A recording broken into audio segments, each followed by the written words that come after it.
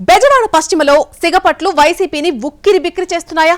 ఇక్కడ మెజారిటీ అయిన minority leaders పార్టీని వదిలేందుకు సిద్ధంగా ఉన్నారా? ఈ నెలాఖరుకు మరొక ముఖ్య నేత సైతం కండువా మార్చేయడానికి సిద్ధమైపోయారట. చివరికి ఈ సెగ్మెంట్ ఎఫెక్ట్ తో విజయవాడ మేయర్ పదవిని సైతం వైసీపీ వదులుకోవాల్సి వస్తుందని టాక్ వినిపిస్తోంది. ఎందుకంత క్లిష్ట పరిస్థితులున్నాయి అక్కడ? విజయవాడ వెస్ట్ లో ఏం జరుగుతోంది? బెజవాడ పశ్చిమ నియోజకవర్గంలో వైసీపీ నేతల మధ్య సిగపట్ల రాజకీయం నడుస్తోందట. పార్టీకి కంచుకోట లాంటి నియోజకవర్గాల్లో పశ్చిమ కూడా ఒకటి. పార్టీ పెట్టాక 2 సార్లు ఇక్కడి నుంచి గెలిచిందే. ఈసారి అసెంబ్లీ ఎన్నికల్లో మాత్రమే ఫస్ట్ టైం ఇక్కడ ఓడిపోయిందే. పశ్చిమ నియోజకవర్గంలో మైనార్టీ ఓటర్లు ఎక్కువగా ఉంటారు.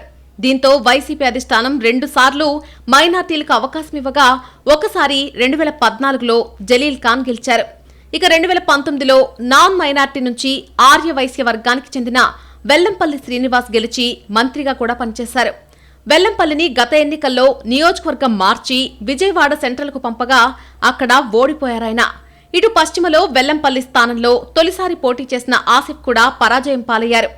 ఎన్నికల సమయంలో వెల్లంపల్లి తన వర్గం మొత్తాన్ని సెంట్రల్కు తీసుకెళ్లడంతో పశ్చిమలో దెబ్బపడిందన్నది లోకల్ టాక్. తొలిసారి పోటీ చేసిన ఆసిఫ్ కు ఎన్నికల సమయంలో ఆశించిన స్థాయిలో స్థానిక నేతల నుంచి సాయం అందలేదన్న మాట గట్టిగానే వినపడుతోంది. ప్రయోగాలు రివర్స్ అయ్యి ఎన్నికల్లో ఘోర పరాజయం తర్వాత మళ్లీ నియోజకవర్గాల సమన్వయకర్తలను నియమిస్తున్నారు వైసీపీ అధ్యక్షుడు జగన్. ఇందులో భాగంగా సెంట్రల్ ఇన్ఛార్జిగా ఉన్న వెల్లంపల్లిని తిరిగి పశ్చిమ నియోజకవర్గానికి పంపేయడంతో పాటు పశ్చిమ ఇన్ఛార్జిగా ఉన్న ఆసిఫ్ ను పక్కన పెట్టి పీఏసీ మెంబర్ బాధ్యతలు అప్పగించారు. ఈ పరిణామంతో వచ్చే ఎన్నికల్లో మైనార్టీలకు వైసీపీ వెస్ట్ టికెట్ రాదన్న అభిప్రాయం బలపడుతుందట. ఆ వర్గంలో ఇది అసంతృప్తికి దారితీస్తున్నట్టు చెప్పుకుంటున్నారు. దీంతో కొందరు మైనార్టీ నేతలు వైసీపీకి గుడ్ బై చెప్పే ఆలోచనలో ఉన్నట్టు సమాచారం. పశ్చిమ నియోజకవర్గ జనసేన ఇన్ఛార్జిగా ఒకప్పుడు పనిచేసిన పోతిన మహేష్ ఎన్నికల సమయంలో వైసీపీలో చేరారు.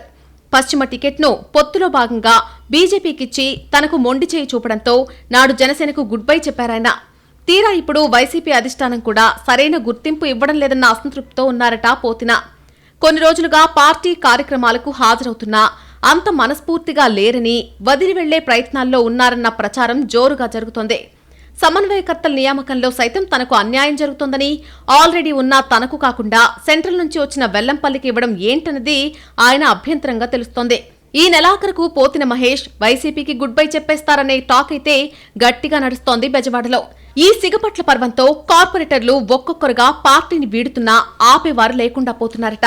మేయర్గా ప్రస్తుతం వైసీపీ నుంచి రాయన భాగ్యలక్ష్మి ఉన్నారు. మెజార్టీ సీట్లు అంటే 40కి పైగా కార్పొరేటర్ సీట్లను వైసీపీ గెలవగా అందులో ఎక్కువ మంది పశ్చిమ నియోజకవర్గం పరిధిలోని వారే. ఈ సెగ్మెంట్ నుంచి 19 మంది గెలవగా అందులో ఇప్పటికే 8 మంది కూటమికి జయకొట్టారు. నియోజకవర్గ పార్టీని పట్టించుకునే దిక్కు లేకపోవడంతో మిగతా వాళ్లు కూడా జెండా ఎత్తేస్తారన్న ప్రచారం ఉంది. ఈ పరిణామాలు ఇలాగే కొనసాగితే ఏకంగా మేయర్ పీఠం కూడా వైసీపీ చేజారిపోయే ప్రమాదం ఉందంటున్నారు. మొత్తంగా పశ్చిమ ప్రకంపనలు బెజవాడ వైసీపీని ఇరకాటంలోకి నెడుతున్నాయన్నది లోకల్ టాక్. తిరిగి సమన్వయకర్తగా నియమితులైన వెల్లంపల్లి చొరవ తీసుకుని సెట్ చేస్తారా లేదా అన్నది చూడాలి మరి.